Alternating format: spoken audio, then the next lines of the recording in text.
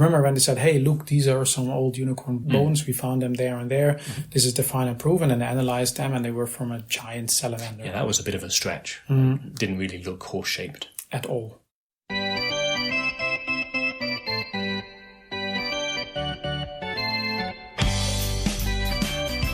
Hello. This is the 250th Test from the Future, an experimental podcast from the year 2225, which we are sending from our present to yours. My name is Dirk. And my name is Simon. And we're putting the past in podcast. We are, but I also just noticed something, Dirk. Oh. It's 250th episode, that's correct. I think the numbers there, 25, got you mixed up, because you said, hello from the year 2225. No, that was last year. We're in the year 2226 now. You're right. But still the 250th episode, that's the good stuff. I was just thinking, how 250 somehow kind of fits to 200. Yeah, like 225, double that, 250. Would get to 500, which is actually, no, that's not. No, that's not it. Something different. Yeah. At least there's 2s and 5s in there. Twos and 5s were involved. There's some number magic. If we'd started just a few weeks earlier, then we would have had our 250th episode at the end of 2225. That would have been pretty cool. Oh, well. And also, this reminded me that this is our 250 episode anyway. We didn't really prepare anything special. No, we did not. I think we talked about it last week that we might do, but then it slipped my mind again. We can do a 250 episode high five. Right now? Yes. There we go. Yes. High five. Congratulations to you and me for making this show for a long time now. See, that's how we celebrate things in the future. When we get to some sort of celebratory number, we do a high five. I think I know for sure. I know for a fact there are other people who are way better at this celebratory number thing, where they plan ahead and know what's going on and what numbers actually matter. We're kind of amateur in that field. Yeah, but on the other hand, we can still, tell our listeners, of course, this is how people celebrate things in the future. That part remains true. Because we get pretty old, we have all kinds of things to celebrate all the time. Then we kind of tone this down a little bit. This is nice. Let's do a high five. Yeah. Let's move on. I mean, 8-ish years from now, about 8 years from now, when we get to our 1000th episode, that's like going from 3 digits to 4 digits. That's time to do something maybe like even better than a high five. 4 high fives. Maybe 4 high fives. But that's in the future, not now. Is that in 8 years? No, I think that's wrong. 11. 12 years. Like it's been 4 and a bit years, and we've got a quarter of the way there. Yeah, okay, fair enough. So, 4 times 3, 12. There we go. That's a lot of episodes. Yep. Looking forward to it. I mean, we still have a pretty long backlog of things to talk about. Lots of ideas and lots of stuff coming up. So. I'm pretty confident that we will get there. Yes. But yeah, 250. Awesome. We made 250 episodes. We know the listeners in the beginning, they missed a few because we sent them back to the wrong time or whatever. Sure. But yeah, solid since then. 23rd century podcasting. All right. Well, now we have the celebration out of the way, the big celebration. Today we speak about unicorns. Yeah. Yes. So what are unicorns? So they're like horses, but with a big pointy stick coming out of their forehead. Yes. A horn. Sorry, not a stick. But yeah. You're just making unicorns for dummies. Horse with stick. Yeah. But yeah, I think the concept of unicorns has been around forever. I know for a fact that debate about unicorns has been around forever. Right. Like whether because they seem so obvious, so surely they must have existed. But at the same time, as far as I know, and as far as you know, no one's ever found like a skeleton of one from the past. So where did their skeletons go? And, the arguments, but those horns were really cool. So when they died, people totally took the horns. That's a bit of a stretch, I think. Exactly. And for the longest time, the debate was, do unicorns exist? Did they exist in the past? And so on. Well, welcome to the 23rd century. Yeah. We have unicorns. We have them. So it's not a question of do they exist? Just did they exist back then is still. Yes. Because we created them. Because, science. Seemed a good idea. We can do stuff. If we can bring dinosaurs back and all kinds of other extinct animals back, then we can also bring animals back where we weren't really sure if they were ever there. Just to be safe, just to be sure. Like bring back the dodo, okay, we're sure there were dodos, the birds, so okay, it made sense to bring them back. Unicorns, okay, maybe it's not 100%, but it makes sense to bring them back to. And there were so many stories about unicorns. They must have existed. Way more than dodos, yeah. Yes, exactly. That's the thing. Like, there are so many stories about unicorns and so little about dodos. If the dodos actually existed, then the unicorns must have existed. Makes sense. So, yeah, science brought them back. Like you said, they look like horses with big pointy horns on their forehead. Yep. They have pastel colors, like white and pink and white and light blue and light greens, light yellow, like you say, pastel colors. Yeah, exactly. They have tiny tattoos on their hindquarters. Like not tattoos in the sense of they've been done, so more like birthmarks, I guess. Yeah, a tattoo would be done after the fact. True. They're born with these on their hindquarters. Yeah. Other than that, they're not. They don't really have anything special. Just the colors, the horn, and the. The horn is pretty special. I just realized, I think our listeners will know what a unicorn horn looks like. But just in case they don't. So on horn, it's a straight horn. It's not like curly. Good point, actually. You know what I mean? And it's like wider at the base, like near the forehead, and it goes up into a point. So it gets sharper and narrower. It's not curved. Correct. It's. If you look really closely, it has like a whirl. I don't know how to. It's like a spiral pattern. Yeah. The way that the horn grows. Exactly. Kind of like if you put whipped cream on whipped cream, but really tall and spiky. Yeah, really tall and spiky and hard. Yes. Yeah, and they're sentient. That's an important point. Yes, they talk. They have a lot to say. Yes, that's the thing, actually. They have a lot to say, and they always have things to do. Right. They always have ideas for missions that they want to go on, yeah? They want to go on missions. They're always working on something. Mission is not necessarily save a baby squirrel or something like that, although these are also there. Yeah. But sometimes we have to organize the parade, or they're never not doing anything. Right. And especially 23rd century, as our listeners know by now, we have a lot of time on our hands. We're really good at relaxing. Yeah. Yeah, right. But unicorns, I guess it's not like they're stressed exactly, but they're always keeping busy. They're busy, yeah. Isn't it like you just sit around playing cards or so? They're always organizing this or that. Very busy animals, yeah.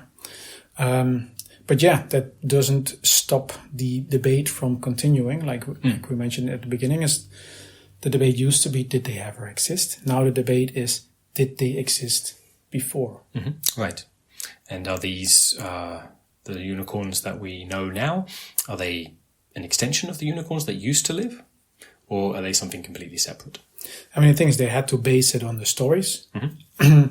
That's how they recreated them. Yeah. But of course, especially the scientists that initially created these unicorns, they've tried to go out of their way to prove they did actually existed.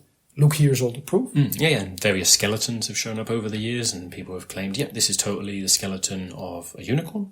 And, maybe there's DNA in there. Yeah, I remember when they said, hey, look, these are some old unicorn bones. We found them there and there.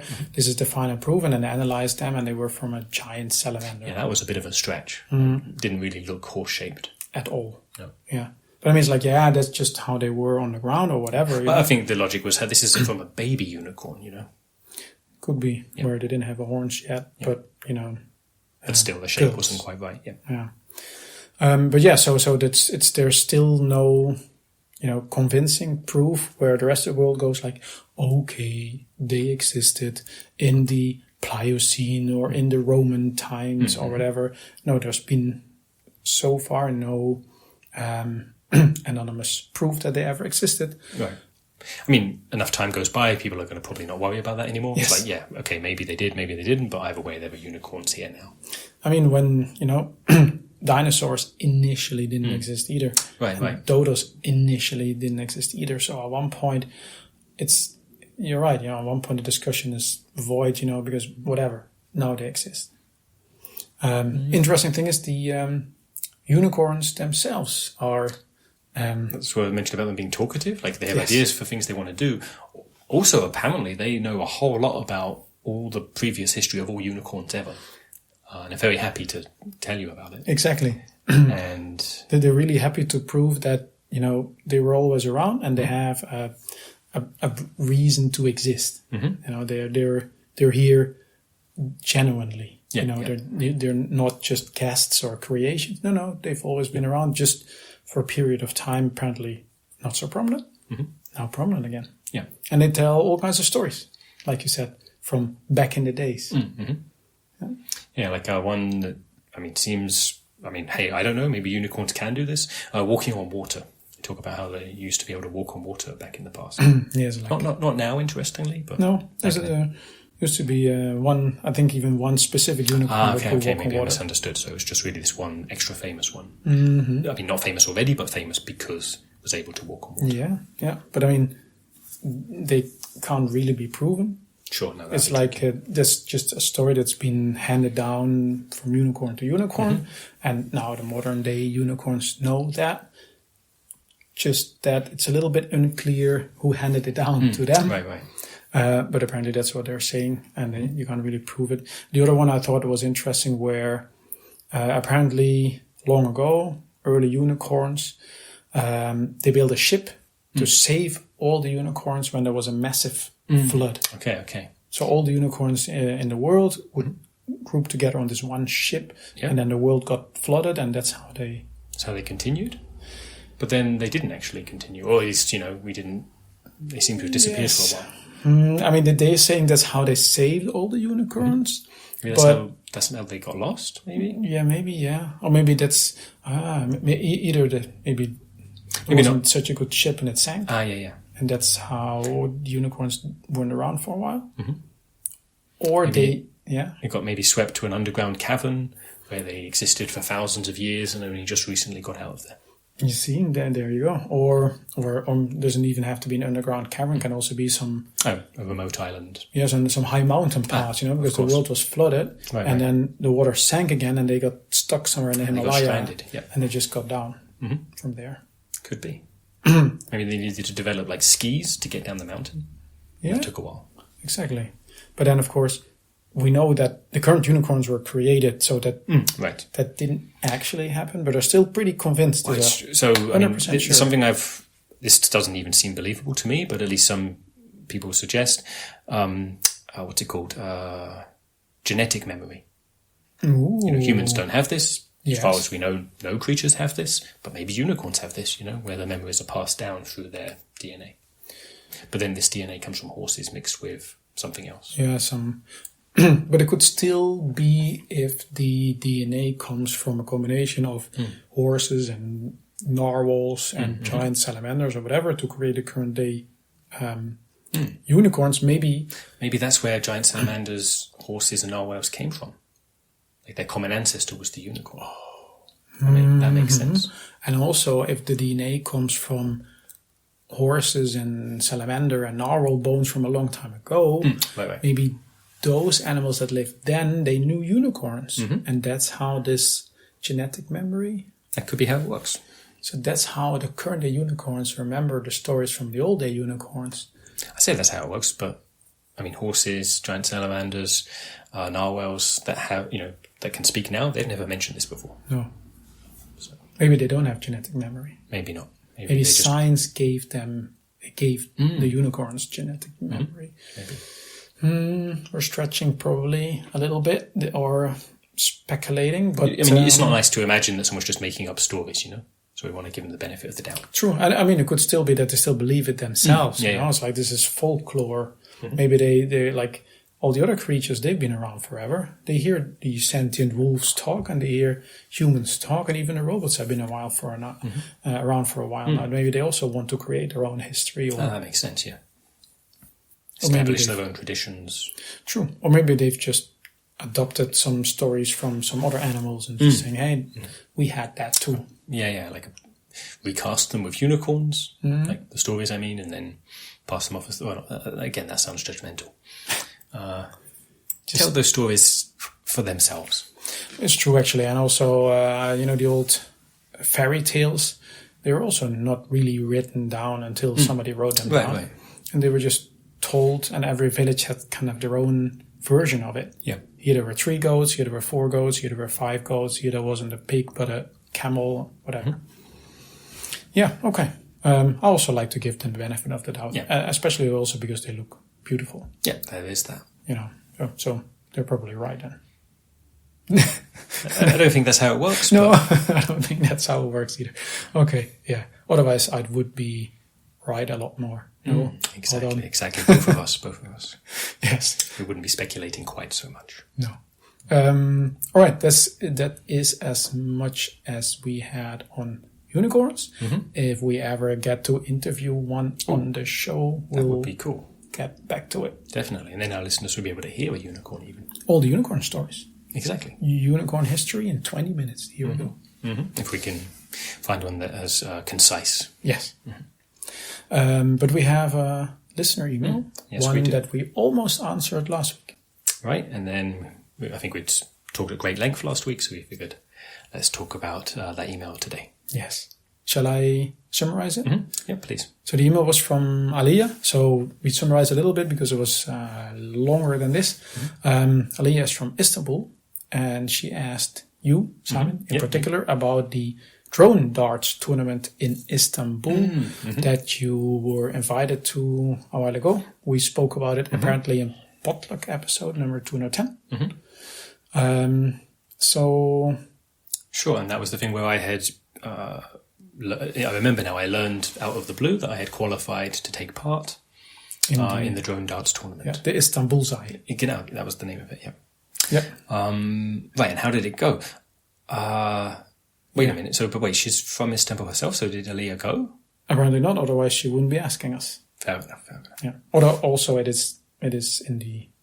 She's living in the 21st century. That would have been tricky for her to go. Yeah, okay. So but maybe that's why she's interested, like how it went, because it's like something from her hometown. Okay, but then she can figure out, hey, do I want to go? Maybe she got invited too. It's just 200 years later. She's not sure she wants to go. Yeah. Okay, so like I say, I learned that I'd qualified for it, and I think I remember now we were wondering, like, because I hadn't applied for it intentionally, and so we wondered maybe it was a way of spreading the word, yeah? Yeah, just smart marketing. Just have all kinds of random people qualified, they talk about it, and that's how you made the thing famous. And so if that was part of it, they're saying no. So because the invitation apparently was actually originally intended for a Michael Garibaldi. Yeah.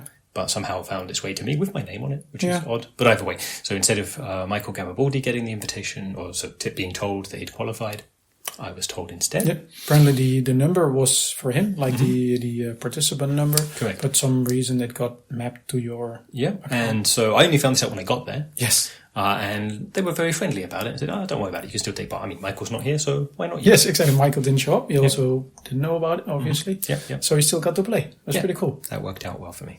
Well, I say it worked out well for me. Yeah. I came in hindsight, I should have, you came along, so it was nice to hang out there, of course. But yeah, I could have done a bit more research beforehand. Basically, I got disqualified in the first round. For throwing the darts. Yeah, you're not meant to. I figured it's a drone darts tournament. Darts, I know darts. I figured I would throw the dart, and somehow there would be drone technology involved. Yeah. You're not meant to throw the dart. No. That's cheating, basically. You're getting closer to the board before anyone else. No, you're meant to control the drone dart using a gamepad or a control pad, Go as fast as possible and as specific as possible, of course, towards the bullseye. Yeah. But you didn't know, so you threw it and you were disqualified. Yeah. Also, your dart broke. Right, because I threw it. They're not designed for that. So, like, it hit actually hit the floor. Yeah. I didn't actually reach the board, but either way, hit the floor, but at such an angle that it just exploded. That was sad. But the good thing is they still let you stay, including your entourage being me. Yep. So we got to hang around, see the other players that knew how it worked. Right, got to watch actually how it's played. Okay, now I know. Yeah. Maybe for next time. And they had free food for the participants and their entourage. Of course. And they made really good hummus. Yeah, that was delicious. Yeah, so depending on your perspective, this went really well. Yeah, I mean, considering I had no investment in it, it's not like I was emotionally tied up with the idea of winning. I think it went pretty well. Got to learn some stuff. And fun fact, you are now ranked in the international drone darts ranking. Indeed. Yes. Right at the bottom. All the way at the bottom. Yeah. But you're in the But hey, ranking that's now. an achievement in its own way, you know? Like all the names in the middle, they kind of blur together. You get to the last one, there I am. Exactly. And maybe because of that, you get invited to some other tournament. And now you know how to play. I do. Yeah, so learned all kinds of new things, saw all kinds of interesting things, and well, we're another experience richer. So thanks for the email, Aliya. Other listeners to Test from the Future who'd like to send us emails, please do so by writing to Michael Lasagna 5. Here's another Michael. So michaellasagna5@gmail.com. Put the number 250 in the subject so that we know this, our 250th episode, successfully went back in time. And we will be happy to read whatever you write to us. Yes, and if Michael Garibaldi hears this, yeah, it wasn't on purpose, so No. don't worry about it. All right, for now, thanks for listening, and see you in 200 years. Bye-bye.